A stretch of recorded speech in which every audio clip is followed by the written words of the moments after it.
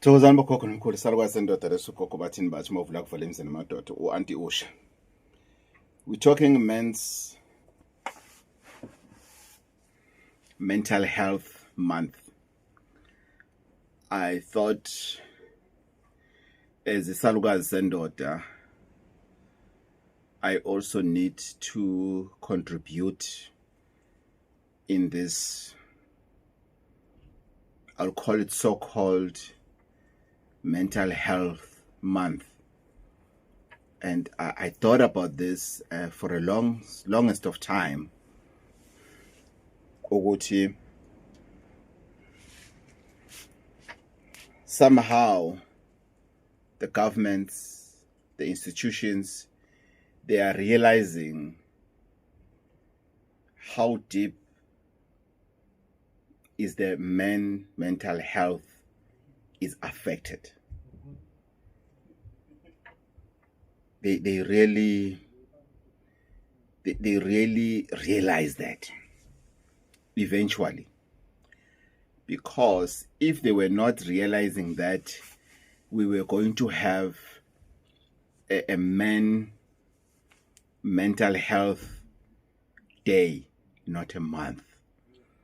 But the magnitude of this mental health that men suffers, it's that big, it's that deep, it's that critical as it is given to men out there internationally across the globe. And we need to think about this in a very careful way, in a way that we need to treat this in a sensitive manner, the same way as it's been treated on matters that involves women of this country.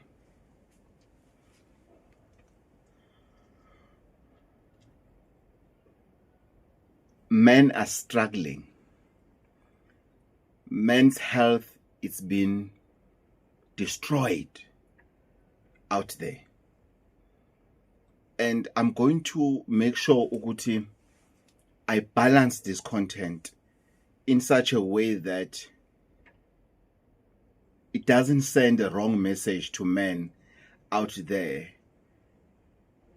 Ukuthi isalukazi sendoda is protecting us or is protecting the rights of men and everything. No. We need to balance it in such a way that it gives us men an assignment to think through our actions first. On this month, I wish all men can sit down and do a deep, thoroughly self-introspection to really look at what destroys the mental health of indoda out there. What is the main thing that destroys, that dilutes the mental health, that softens, that weakens the men's health that we're facing now? Because our mental health as men is destroyed. And unfortunately, it's only few that can still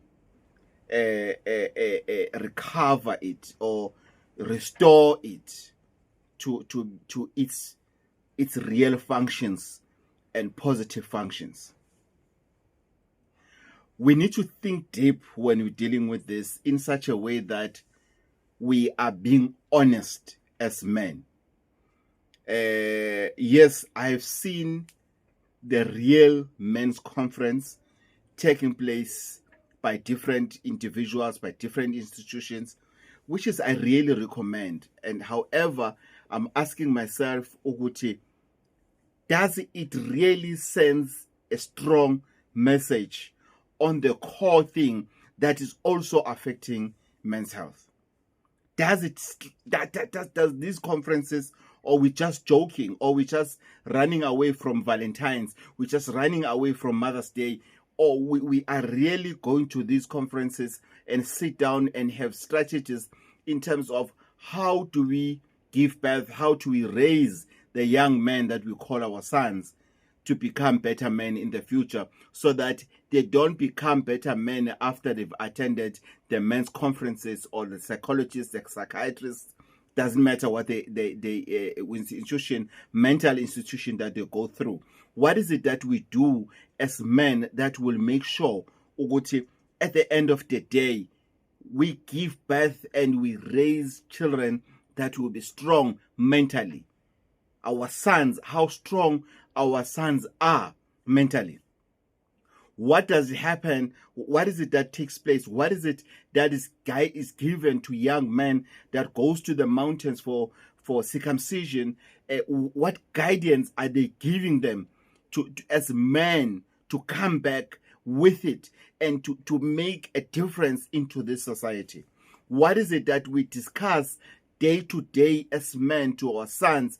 What are we teaching our sons? Are we teaching our sons ukuthi indoda ekhali? We are teaching our sons ukuthi as a man you need to fight, you need to hit another man. As a man you need to injure. As a man, don't allow a woman to go on top of your head. As a man you need to beat the hell of that woman. What is it that we teach our women, and what is it our men, and what is it that we do in front of our young men, and what is it that we do in front of each other, and what is it that we discuss as men? What is our conversation as men in daily basics? What groups, what WhatsApp groups are we involved in?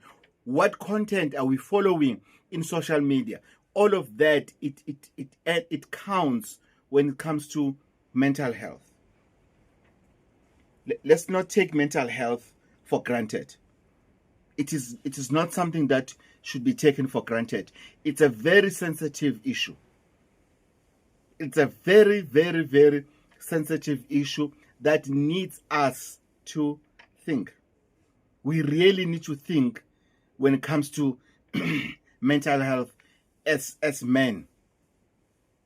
We really need to think. we really have to face our fears and face the truth as men. As a man, what is it that I talk to with another man? What advice do I give another man?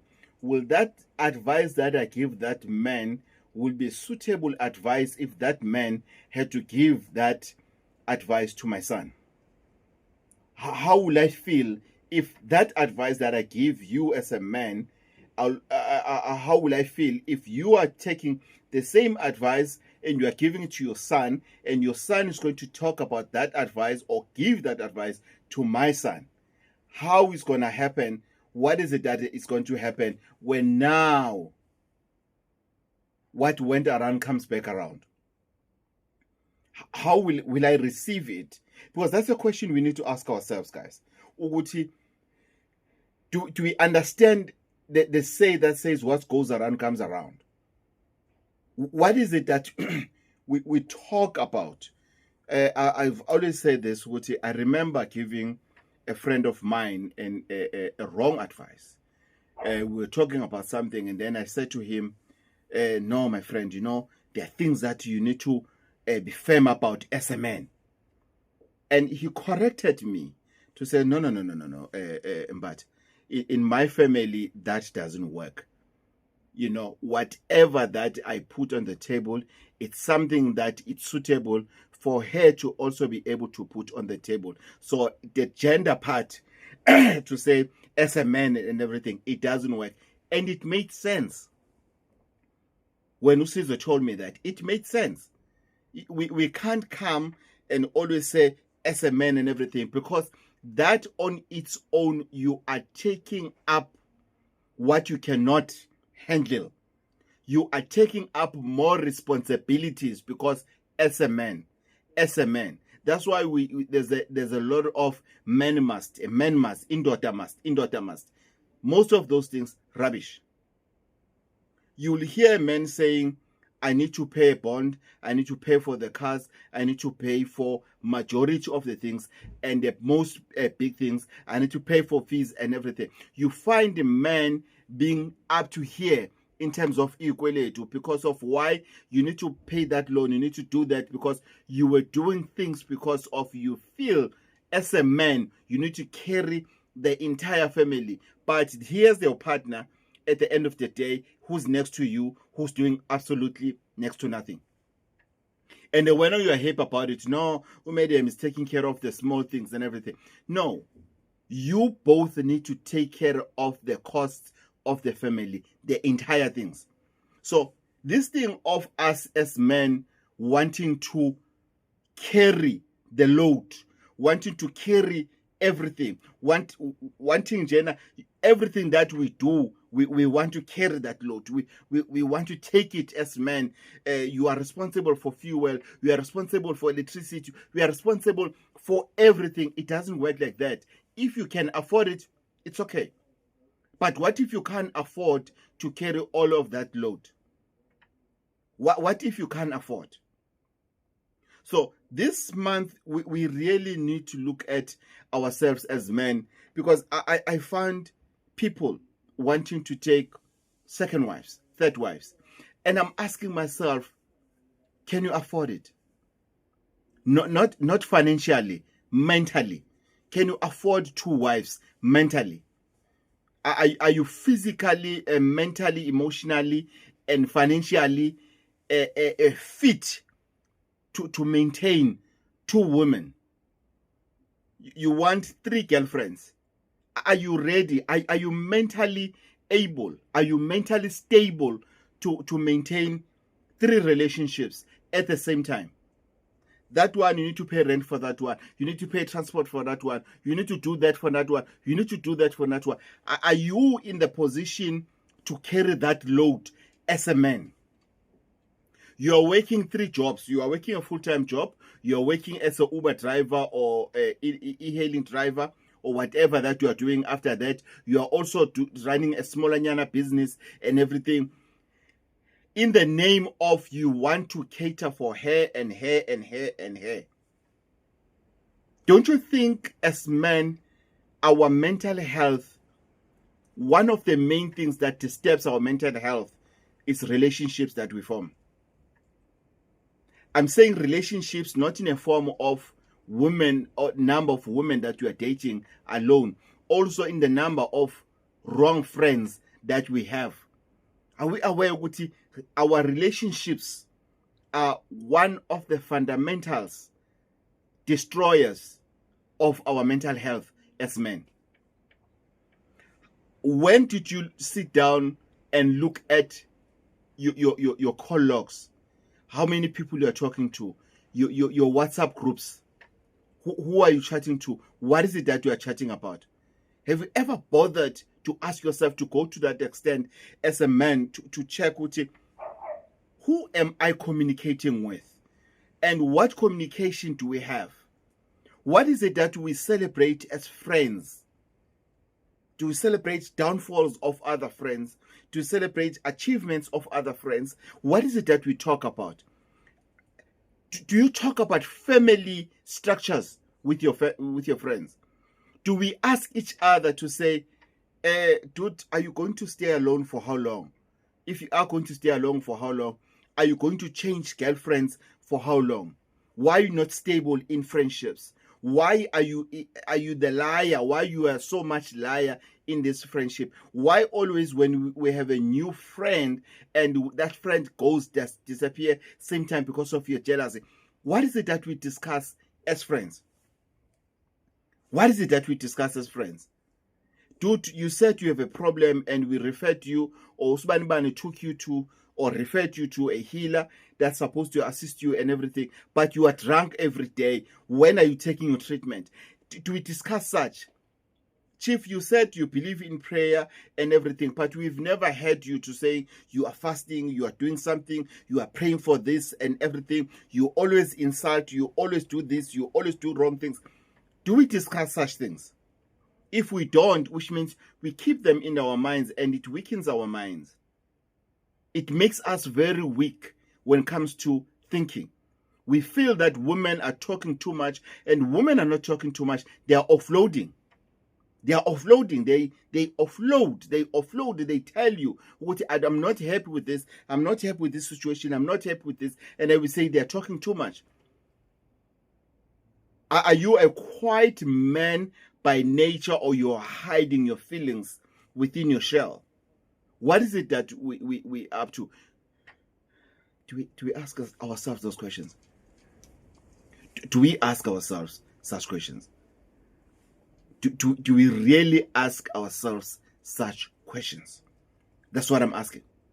Or we're just hiding it. We just feel, no, we're not ready to talk about it. We don't express ourselves as men and talk things out.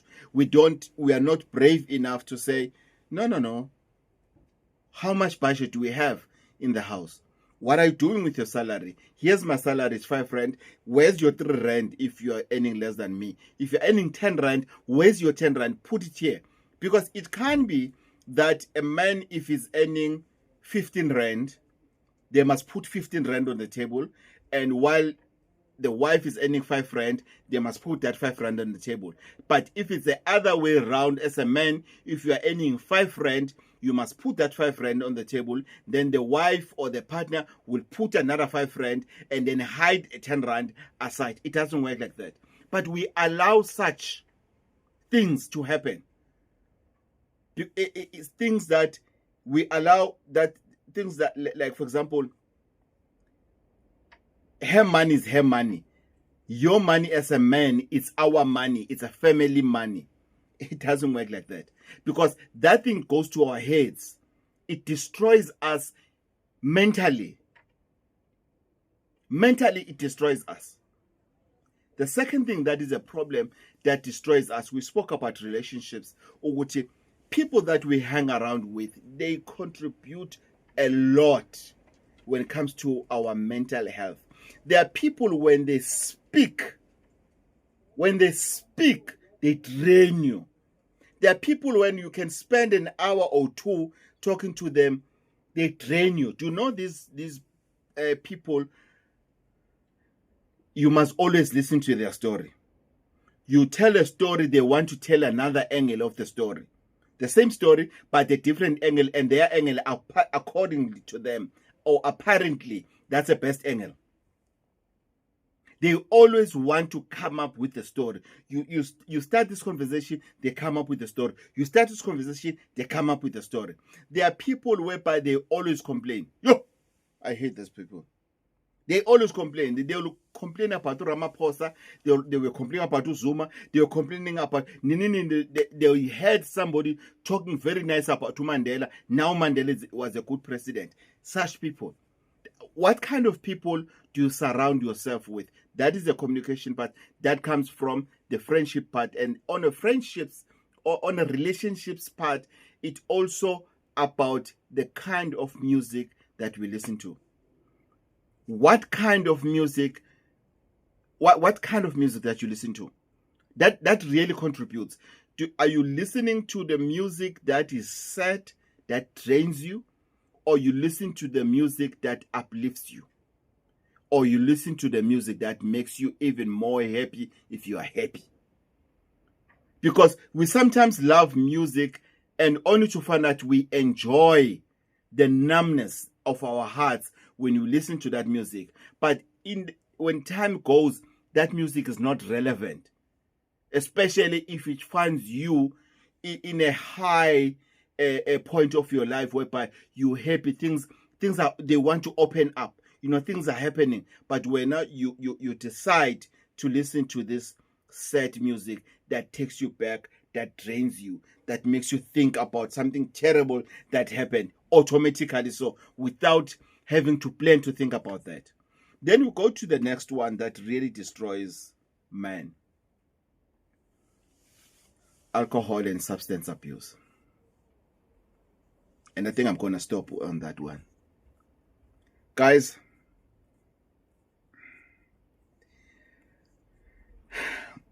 we really need to talk about alcohol and substances. Unfortunately, it's a very sensitive topic that many don't want to talk about it. But I will talk about it. Because as I'm recovering, as my mind is recovering, especially from alcoholism, I've realized how much damage alcohol has done to my brain.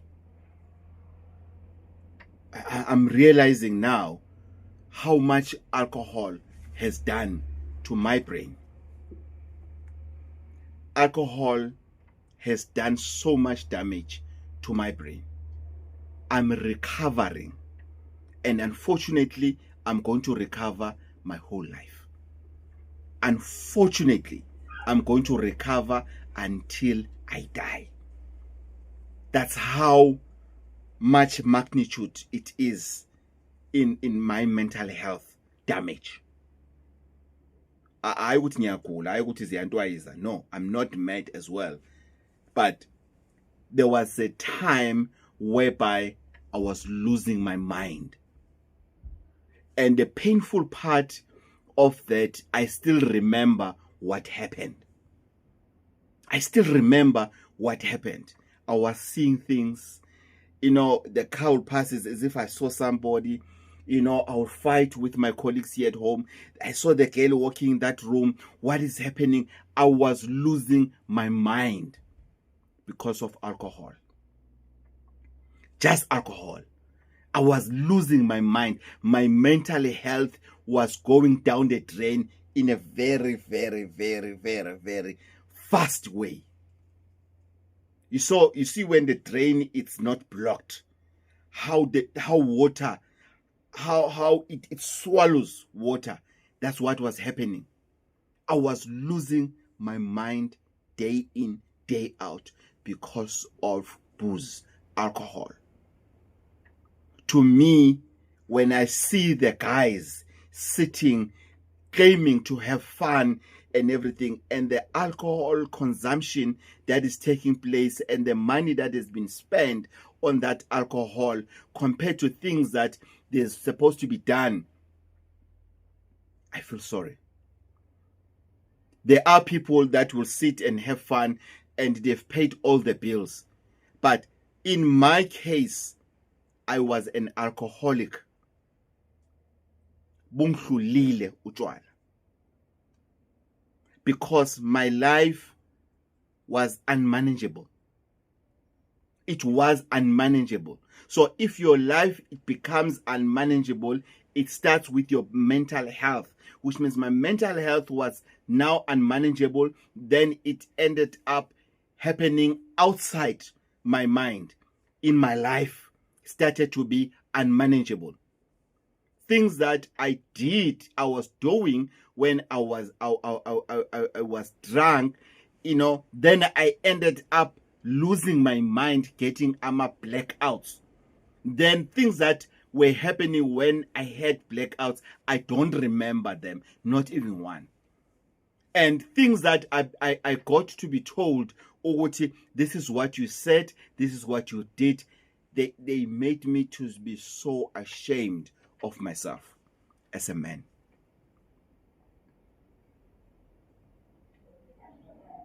They made me to be so ashamed of myself as a man, and I am doing something. I didn't do something, not good. I did something about it.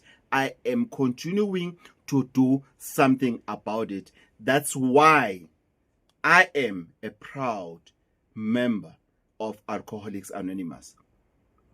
As much as I joined Alcoholics Anonymous months later after I've stopped drinking, but trust me when I say, if I didn't join Alcoholics Anonymous, I wouldn't be where I am. I wouldn't be doing this video today. That's how bad things were at that time. And I strongly believed it was a witchcraft. I strongly believed. Trust me, I strongly believed ukuthi no, there's a witchcraft and everything, and I could justify it, and I could be believed in my own lies, and I believed in my own lies. I could believe in my own lies ukuthi it's witchcraft because it is part of my work, and people believed me to say he wouldn't lie about this because that's the job that he's doing, to heal people. So he knows. Obviously, went somewhere and he was told. It wasn't. It started with myself, not dealing with things the way I was supposed to. It went to relationships that I had. Then I opt for what? For a bottle, something that will numb my brain, something that will make me to forget for now. And that thing destroyed me. It destroyed me. And I'm glad that I know, I've seen, I know, and I'm utilizing the rooms of Alcoholics Anonymous because according to me, I'm not, and this must be clear, I'm not talking on behalf of AA. I'm talking about my recovery and what the AA did for me and continuing to do it for me. If I didn't enter and if I stop entering the rooms of Alcoholics Anonymous, I'm telling you, the line is very thin. I'm going to find myself back into alcohol, and I'm going to find myself an alcoholic, and I'm going to find myself damaging my mental health even further. That's why in Alcoholics Anonymous, there are people who are more than 50 years. One of the meetings we're attending at Braamfontein in Johannesburg on Thursdays, there's a fellow who is 55 years sober, still attending meetings, still reading if there's readings, still doing service at Alcoholics Anonymous. Why is he doing that? It's because of he is still conscious, still careful about his mental health. He knows what happened and he doesn't want to go back there, and he knows what he is still sick even if he didn't drink alcohol in the past 55 years back, but still attend meetings. Friend of mine was asking me, Guti, so you're going to the meetings every day? I said, I used to drink every day. Unfortunately. Yes, I attend meetings every day if I can, because I used to drink every day of my life. There was a time, we all start little bit by little, but there was a time I was drinking every day, throughout the day. In 24 hours, I was drunk because of what I was drinking every day. So why not attend meetings every day? Why do you drive so long distance without, every day? But if you stop drinking for so much time and everything, I said, I'm sick. Because there's something that you need to understand if you are alcoholic, is that you are sick. And people around you that you must understand about the alcoholic that they are dealing with, you are dealing with a sick individual that needs help. And I have got help. I'm recovering alcoholic. I got help. I'm still continuing to get help from the fellows that I attend with at the Alcoholics Anonymous. Yes, it's about Anonymous. I cannot mention who attends with me and everything, but to me, I'm talking about myself. I'm saying I'm getting help from this place. I'm not marketing it, but I definitely sure Uguti, it's the only way. That's why the to become a member, to become a member of Alcoholics Anonymous, it's simple. You just have to have a desire to stop drinking. You might not know how to, but if you have a desire to stop drinking, that alone sends a very strong signal to your mental health to say, now we are waking.